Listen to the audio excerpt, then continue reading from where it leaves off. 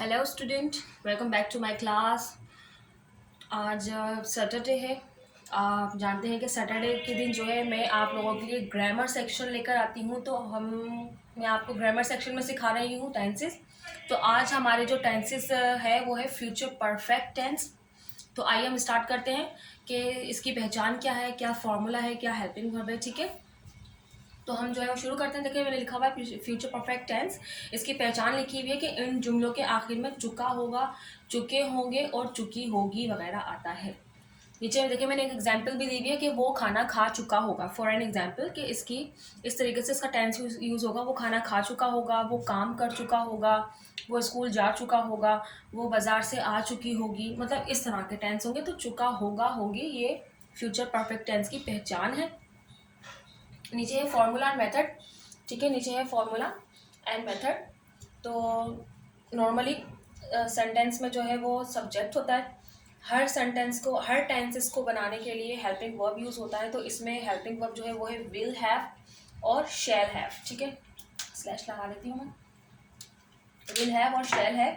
इसके बाद वर्ब की third form and plus object. मैं आपको बता चुकी हूँ कि परफेक्ट टेंस किसी का भी हो, फ्यूचर का हो, पास्ट का हो, प्रेजेंट का हो, परफेक्ट की पहचान ही यही है। सिर्फ परफेक्ट की पहचान यही है कि थर्ड फॉर्म ही यूज होती है। ठीक है, इसके बाद ये हो गया अफर्मेटिव सेंटेंस। अब इसका नेगेटिव कैसे बनाएंगे, यानी कि मना करने वाला।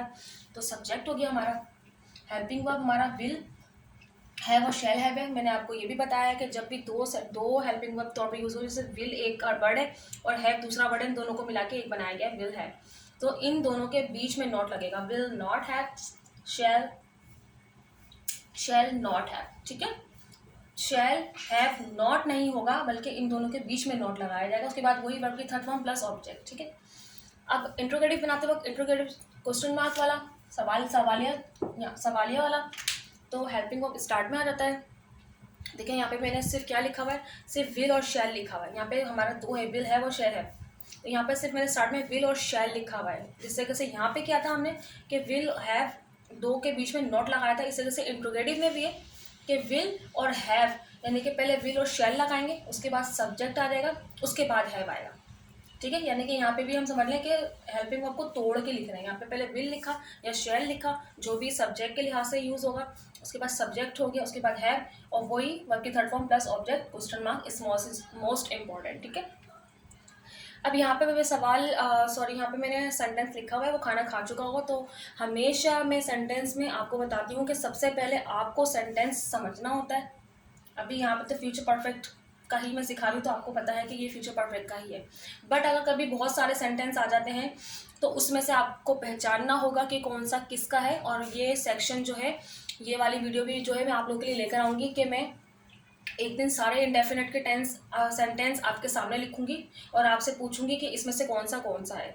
इसी तरीके से कंटिन्यूस का करूंगी, फ्यूचर, प्रेजेंट और पास्ट कंटिन्यूस के सारे सेंटेंस एक साथ लिखूंगी और फिर उसमें से पहचान लेंगे कि कौन सा किसका है। तो आपको और इजीली तरीके से समझ में आ जाएगा। ठीक है, तो यहाँ पे ये तो हमें पता ही है कि चुका होगा हैगा तो फ्यूचर परफेक्ट है। अब हमारा फर्स्ट स्टेप होता है सब्जेक्ट को पहचानना। तो यहाँ पे सब्जेक्ट क्या है, यहाँ पे वो जो है वो सब्जेक्ट है।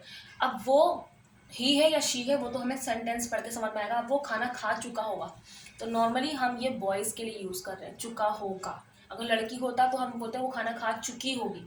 तो इट्स मीन यहाँ पे सब्जेक्ट जो है वो है। ठीक है, और सब्जेक्ट में लड़का है ही, तो हम यहाँ पर लगाएंगे ही। सब्जेक्ट हो गया हमारा। उसके बाद हमारा हेल्पिंग वर्ब है विल हैव और शैल हैव। तो मैं आपको बता चुकी हूँ कि शैल जो है वो सिर्फ आई और वी के साथ लगता है। ठीक है, बाकी सबके साथ विल लगेगा। तो ठीक है, ही विल हैव। जिन्होंने मेरी फ्यूचर की स्टार्टिंग मैंने किया था फ्यूचर इंडेफिनेट टेंस में, मैंने सब कुछ बताया हुआ है कि विल कहाँ यूज़ होगा, किसके साथ यूज़ होगा, शैल किसके साथ और कहाँ यूज़ होगा। तो अगर कोई ये वीडियो मेरी फर्स्ट टाइम देख रहा है तो वो मेरा फ्यूचर इंडेफिनेट की वीडियो जाके मेरे चैनल पे आके देख सकता है। तो उसको और बेटर तरीके से समझ में आ जाएगा कि विल किस पर्सन के साथ यूज़ होगा और शैल किस पर्सन के साथ यूज़ होगा। ठीक है, तो ही विल हैव, सब्जेक्ट हो गया हमारा ही, हेल्पिंग हो गया हमारा विल हैव। उसके बाद हमारे पास क्या है, वर्ब की थर्ड फॉर्म। अब हमें इसके अंदर से पहचानना है वर्ब। ठीक है, कि वो क्या कर रहा है यहाँ पे। तो वो खा चुका, यानी कि खाना खा रहा है, तो खाने को क्या कहते हैं? ईट। ठीक है ना, खाने को कहते हैं ईट, खाने को, वो वाला खाना नहीं, फूड वाला खाना नहीं, जो हम जिसे हाथ से उठा के खाते हैं, वो वाला खाना है यहाँ पे, तो उसको कहते हैं ईट। ठीक है, लेकिन ईट फर्स्ट फॉर्म है और हमारे पास वर्ब की थर्ड फॉर्म हमें यूज़ करनी है, तो वर्ब की फर्स्ट थर्ड फॉर्म जो है वो ईट फर्स्ट फॉर्म है, एट सेकेंड फॉर्म है, एंड ईटन थर्ड फॉर्म है। तो he will have eaten, he will have eaten, क्या खा रहा है वो? खा चुका, तो हमारा जो हो गया वो यहाँ पे वर्ब हो गया। अब वो क्या खा क्या रहा है, यहाँ पे बताना क्या है? खाना खा रहा है, जस्ट खाना खा रहा है, तो ये हो गया हमारा ऑब्जेक्ट। तो वर्ब के थर्ड फॉर्म में लगा दी, यहाँ तक सेंटेंस हमारा कंप्लीट हो गया। अब हमें ऑब्जेक्ट इसके अंदर ऐड करना है, तो he will have eaten food, the food. और दा क्यों लगा है, तो मैं आर्टिकल्स का भी यहाँ पे आपको आर्टिकल्स की वीडियो भी जो है वो आप लोगों के लिए अपलोड कर चुकी हूँ। ए एन दा, कि दा किसके साथ कब यूज़ होता है, ठीक है। तो फूड जो है वो एक नाउन हैगा, खाना, तो इसलिए जो है यहाँ पे उसके साथ दा लगाएगा, ठीक है। तो आई होप ये वाला आपको अफर्मेटिव सेंटेंस बहुत ईजी तरीके से समझ में आ गया होगा। तो मैं अब आप लोगों के लिए जो है वो नेगेटिव सेंटेंस इसका बनाती हूँ। सिर्फ क्या करना है, हमें बीच में ही विल नॉट लग जाएगा, फिर पूरा वो ये he will not have eaten the food, ठीक है।